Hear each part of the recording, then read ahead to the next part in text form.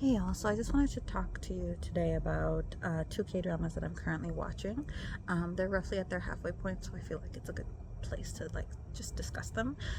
One is Love Next Door on Netflix, and the other one is No Gain No Love on Amazon Prime that you can watch there. And generally what I find, so this is not like 100% all the time, but generally what I find is there is a certain formula for K-drama romances, which is like the initial shenanigans in the first few episodes, and then the feelings start, and then somewhere in like episode 6, 7, 8, like there's like it gets closer. There's generally a kiss, and then like in the later half, they pull away because there's either some miscommunication or someone gets in the way. Just trouble start to happen in the relationship, and then the last few episodes are them getting back together, resolving the problem, and then happily ever after. So there is generally kind of a formula with the that I've noticed, and it's interesting because at the halfway point, one of them kind of deviates from the formula, and one of them follows it kind of more closely. So Love Next Door I find deviates a little bit, and I'm not sure if this is because it is a Netflix show, so it's not like a show that was then put on Netflix, but you can even see from the credits it's described as a Netflix show, even though it's produced by like Studio Dragon, I think it is. But like I wonder if that has like, if they've given notes or anything like that to change the sort of trajectory, or if this is exactly like kind of what they would, if the writer and director wants. Either way, it is interesting to know, because usually at this point there would have been a kiss between the main leads, but there is no kiss. Actually, if anything, the secondary leads, that couple has kissed, and I find the romance between the main leads is a lot less. Like you see the romance a lot on the male's point, from the male's point of view, because he's been aware he's had a crush on her since high school, and he's tried to suppress his feelings, came close a couple times to confessing, and then he finally does like confess in like I think the fifth or sixth episode, and then is also rejected in like an episode or two later. But usually there is usually a kiss at this point, so it's, I like to live vicariously through the characters that I watch, so I'm a little saddened that there is no current like strong romance between the two of them. I mean, they could turn it around and it could be really romantic in the last half, but what I've generally noticed is it's right now they're not focusing on that. They're focusing more on the slice of life aspects of the show. Like he is focusing on his career, and like she's also focusing on her career in a different way, where she's trying to start again and actually figure out what her dream was, which frankly is very relatable. It's also I think the reason also people have like talked about the show more on the negative side is simply because there is a health scare with the female lead, where she had stomach cancer, and like none of her family or anyone in Korea knew. It was only her former fiance in the States who knew. So like people are like really hoping it doesn't turn out into like a quote-unquote K-trauma, where someone dies and there's no real happy ending. But this show has a way of kind of subverting its expectations. Like you think, for example, they portrayed her ex-husband as a cheating someone who cheated on her, but you find out, if anything, he's not. He's being really like supportive and stuff like that. It's just that he couldn't handle like her depression afterwards. So a lot of people kind of like were like, justice for the former fiance. He's actually like a green flag and stuff like that. But even if someone's a green flag to the rest of the world, that might not be the green flag you need, right? She really needed someone to like just yell at her and push her boundaries, like not her boundaries, but push her a little bit to be more honest and true about herself, which the male lead does. He literally will throw her into an ocean. That sounds wrong, but if you've watched the show, you know what I mean. He throws her into the like ocean to like get her to be honest about her feelings, and will call her out when she's being like hypocritical. So yeah, but I want the romance. Like I want the like lovey-dovey stuff, which the second couple is giving me. Like they have this kind of like she kind of butts heads with him at the beginning, but she also kind of fell in love with him at first sight without knowing it was him, which is really cute. Mud flat man, which I don't know what a mud flat is. Somebody tell me. The other thing to note is like it's really cute that like it's really nice they're portraying like a different type of relationship, whereas like all the characters are kind of older in age, so they've all had like previous relationships, and like she's the female leads had a fiance, right? And like the secondary couple, the male in the secondary couple is a widowed single father. So it's interesting to see that portrayal too, because you can see how much he cherishes and loves his daughter, but also like the female in that secondary lead, her relationship to the daughter started very organically and sincerely, of like mutual, like they just find each other kind of cool, and like she kind of adores her and stuff like that. Anyways, though, I do. So I know there's been some people don't like it, some people like it. There's been some up and downs, but I do enjoy the actors in all the show. I do sort of like the stuff that they are exploring, but I'm like, bring on the romance. I am in that crowd. Bring on the romance. Let me live vicariously through you. But the show that does do that and kind of follows like the trends that I've seen in K-dramas really well is No Gay No Love.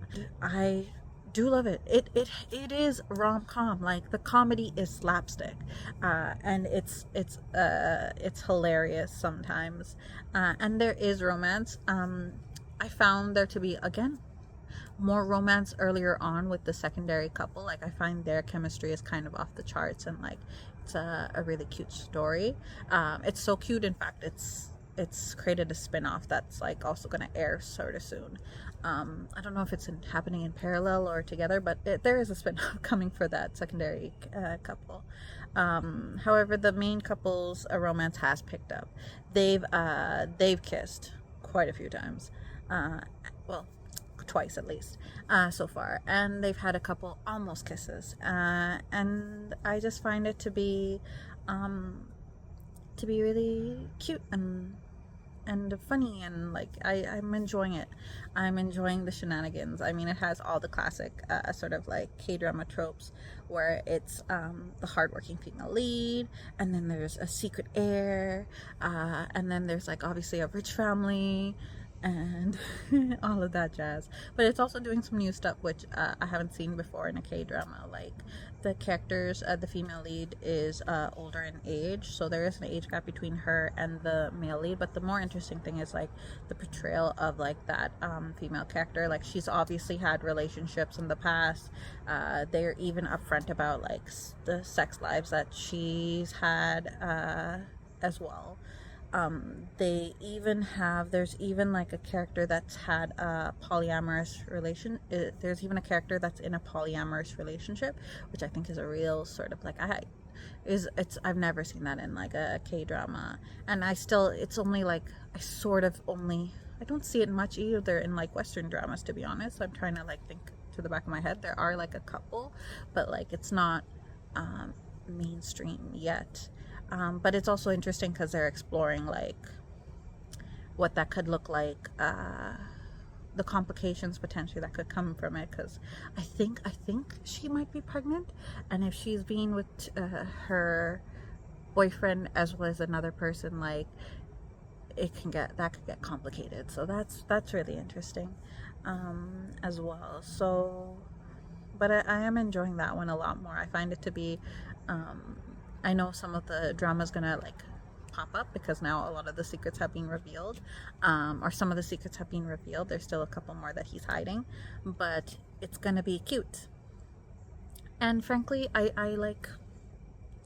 love that couple in a different way, because like I find they are both searching for the same thing, which is like to be a family. Like the male lead is definitely, it's very obvious that he's searching for some sort of belonging and some sort of family, because he's basically being abandoned by his mother, father, and like even the grandma kind of only took care of him out of her love for the daughter, and he's sort of like they don't say it outright, but the way he's said a couple things, it seems like he has some sort of internalized guilt over his birth and like the mess it has caused for other people, which is why he doesn't want to harm people. It's a big part of his like character narrative. Whereas she, on the other hand, she's grown up in like the parents are definitely very lovely, very sweet, but a lot of that love is not given to her because they are foster parents. So she keeps having foster siblings pop into her life, and yeah, there's like a few that are still in her life, like that are predominant in the show, but she has not received some of the love that she has wanted from her family. So she's lost out on kind of like the love from her dad and her mother, and even like she's lost out on having those siblings because none of them stayed longer than a little bit at a time.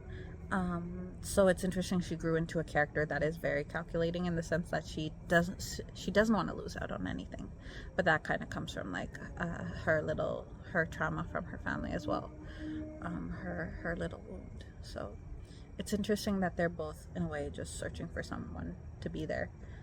So I hope they find it with each other. The other thing that I really want to I hope that does not happen in the show is that I hope the relationship between the male lead and the second male lead, who are like half brothers, I hope that does not get ruined, because right now they have this kind of cute sort of like friendship going on, but it's clear now that like they are both aware who their familial relationship to each other is, which can cause some tension because there's like stuff at stake for them, and I feel like it might get ruined in the next couple episodes, but I'm hoping it won't. I hope that they subvert my expectations in some way, and like those two maintain a good friendship, because even the second male lead, he's had a hard time with his family as well. Like his father's being very cold, and like he's described even by the wife as not a good father, whereas she's also being kind of like set him with certain expectations of what he can and cannot do that he's like lived by, so he's kind of just been under their thumb a little bit, and he's not had a chance to like really be himself. But I hope that, but anyways, that's kind of where we are halfway point. So like they're both really interesting. I would recommend, if you're interested in more slice of life aspects and like sort of personal challenges, maybe not as interested, maybe interested maybe in a slow burn romance, then go for Love Next Door. But if you're into like, you just want some hilarious moments, you want some comedy, and you want a slightly more mature, I mean, like, you don't see any sex scenes, but like it's just hinted at, I would go with No Gain, No Love. But yeah, so I'm pretty sure by the time I post this, like a couple more episodes of Love Next Door might have already popped up, or maybe even hopefully not. Hopefully I'll post it before No Gain No Love also airs. But if they do, I might post a short or something about my reaction to the next couple episodes, because from what I hear for Love Next Door specifically, is the romance is supposed to pop off at this point. So excited. Other than that, have a great rest of the day, guys. See you.